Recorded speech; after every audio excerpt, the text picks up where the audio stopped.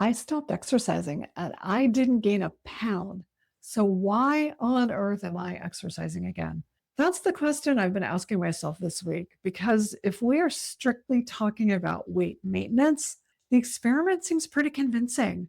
I stopped working out for a couple of weeks. My life got completely off track and my weight just stayed where it was. But here's the thing, maintaining your weight and maintaining your body are two completely different things. Hey everyone, I am Carrie and I am a nurse practitioner who's lost over 15 pounds on Tirzepatide and over 110 pounds from my highest weight. This is week 69 for me on my GLP-1 and it is my shot day and it is weigh-in day 2. I will share my weigh-in with you and talk about this whole exercise thing that I am having to convince myself to get back to. So stick with me. But first, a quick update since I know some of you have been following along. Last week, my husband, Jeff, got his first new treatment for his chronic pain, and we are starting to see some improvement. Hallelujah. In fact, he's actually gotten out of his chair and started doing some things around the house that needed to be done for months, actually. And I am not popping any champagne yet, but it is definitely good news. It is looking like this treatment is really going to help him, and I'm so grateful. And thank you to those of you who reached out with well wishes for Jeff. I appreciate that more than you know. On the wildfire smoke, it is still hanging around, but it's let up enough that I feel like I can actually get outside now. I walked a couple miles yesterday uphill, both directions in the snow. Just kidding, obviously, but it was halfway uphill. My glutes and my thighs are feeling it for sure today. Behind my home is a big hill. It is 3/4 of a mile of a fairly gentle, constant slope, and then 700-foot elevation in less than a quarter of a mile. It is pretty steep out there. I often do just that 1 mile out and then back for a 2 mile loop. But if I'm feeling like a real challenge, that steep section goes on for another 2 miles to the top of the hill. I'm not feeling that this week though. Honestly, I only do that when it's really not much over 80 degrees outside. So maybe in a couple months, but not right now. It is about 90 degrees today. So that's off the table. But either way, even with the light smoke, which frankly is barely noticeable at this point, it felt good to get out into the forest. I always feel more rejuvenated, more resilient, and more myself when I get into the forest and I'm able to listen to the birds and the squirrels and the wind in the trees. And I've also gotten back to my strength training as well. Honestly, that's been hard to talk myself into, but I did it anyway. And I always feel good when it's done, right? So things are moving in the right direction on a few fronts right now. So that's a good thing. And before I go on, just a quick disclaimer. This video is education and information only, and nothing in this video should be taken as personal medical advice. Always contact your medical provider for your own healthcare needs. Okay, so like I said, my weight stayed stable even with zero exercise over really a little more than a couple of weeks. So why am I pushing myself to do it if I can maintain my weight without exercising at all? Well, here's the truth, and it's something a lot of medical providers aren't really willing to say. Exercise doesn't cause weight loss. It also doesn't prevent weight gain. I think a lot of us know this almost intuitively from our own experiences. A lot of us were never the couch potatoes that we've always been accused of. It wasn't laziness that got us to being overweight or obese. That's because all of the calories that you can burn in like a hard hour-long workout at the gym can be undone by a single candy bar. You cannot outrun your mouth, so to speak. It really didn't matter how much exercise we did. It wasn't going to get the weight off until the appetite got under control, which is why most of us are here on the GLP-1s like Ozempic, Wegovy, Mounjaro, Zepbound, Semaglutide, Tirzepatide, Redefining. Anyway, knowing this and watching it in action the last stretch when I wasn't exercising, why am I pushing myself to get back at the exercise? Well, really, it's because a stable weight is not the same as a stable body. The scale can stay exactly the same while what's underneath that number is changing. Your strength, your cardiovascular fitness, your muscle mass, your conditioning can all change. There are a whole host of non-weight related benefits that exercise gives me. For starters, it's mood enhancing, and after the stress that I have run under lately, I can use all of the help I can get in that regard.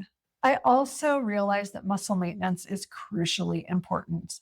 Maintaining muscle is how you keep from becoming frail and staying functional throughout your life. At 55, I'm not just thinking about what my body can do today. I'm thinking about what I want it to be able to do at 65, 75, 85, and hopefully even 95. And I'm not going to wait until I'm frail to decide I should have done something about that. And especially after significant weight loss, preserving my lean mass is vitally important. I worked really hard during my weight loss phase to preserve as much muscle as I could. I stuck with my strength training regimen every single week. And you pretty much always lose some muscle mass when you lose significant weight, but I wanted that loss to be as small as possible. Not only does having more muscle mass make us less fragile, it gives us a bigger physical reserve. And that matters as we get older. I want to have enough muscle and strength that losing a little during an illness or an injury or just normal aging doesn't suddenly leave me unable to do the things that I want to do. And yes, having more lean mass does modestly increase how many calories you burn at rest. But honestly, that's not the main reason I care about maintaining muscle because that's really just a few calories.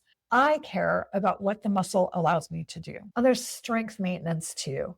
If you are not giving your muscles a reason to maintain strength, they're not going to maintain it no matter what the scale says. I want to be the person who can carry the suitcase and lift the box and get up off the floor and help my husband unload all those really heavy sheets of plywood from the truck like we did yesterday without thinking twice about it. And that's what strength training is for. There's also fitness maintenance, meaning your cardiovascular system. That's yet a separate adaptation, and it doesn't care what your weight is doing. If I keep sitting on my backside over time, it will get harder and harder for me to walk up that big hill out behind my house. And even worse, it will get harder and harder for me to go boogie boarding. I don't want to tire out before everyone else does. And then, of course, there's long-term health broadly. Exercise has benefits that have nothing to do with whether or not the scale moves at all. Blood pressure, insulin sensitivity, mood, sleep, bone density, all of it. Exercise impacts our well-being in so many ways, it's hard to even measure. So the fact that my GLP-1, my Tirzepatide is helping me maintain my weight without a lot of effort does not mean that exercise has become irrelevant. But it does mean that I don't have to try to use exercise as a tool to force the scale to stay down. I know that's a different mindset that a lot of us grew up with, but it's real. And honestly, that's why I haven't really been beating myself up over the time I haven't been exercising. I didn't stop because I decided it didn't matter. I stopped because life just got in the way for a while. So even though I understand that I could take the easy path and just let the exercise go, and I could, I also understand that the easy path leads to a future I don't really want. I want to be able to walk up that hill without huffing and puffing. I want to be able to go boogie boarding for hours on end. I want to be strong and I want to not be frail when I'm older. Those are all maintenance goals, not just the weight. So back to my total gym and back to scaling that hill outside. I don't feel like I have to exercise as punishment for what I ate or as payment for staying thin. I can exercise because I want to be strong. Because the scale doesn't require exercise, but my body and my life do. Okay, enough talking about it. Let's see what the scale actually says today. So this is week 69 on Tirzepatide, and a little over 6 months in maintenance at this point. My stats, in case you are new here, are these. I am 55 years old. I am 5'7" tall. My highest weight was in my late 20s at around 265 pounds. I started Tirzepatide on May 2nd, 2025, weighing 202.2 pounds. And I hit my goal weight of 147 earlier this year and have been staying in kind of a maintenance goal range of 145 to 150. Last week, I was at 145.8. Today, I weigh 146. So right in my maintenance window, exactly where I want to be. So there it is, 146 pounds. The scale is telling me I am maintaining my weight. But this week, I'm also getting back to maintaining something else, my strength, my fitness, and the life that I want to be able to live. And that's what I'm curious about with you. When you think about maintenance, what are you trying to maintain beside the number on the scale? Tell me in the comments. And if you're on your own GLP-1 journey, be sure to subscribe and come along for the ride. Thanks for hanging out with me today, and I'll see you in the next one. Bye for now.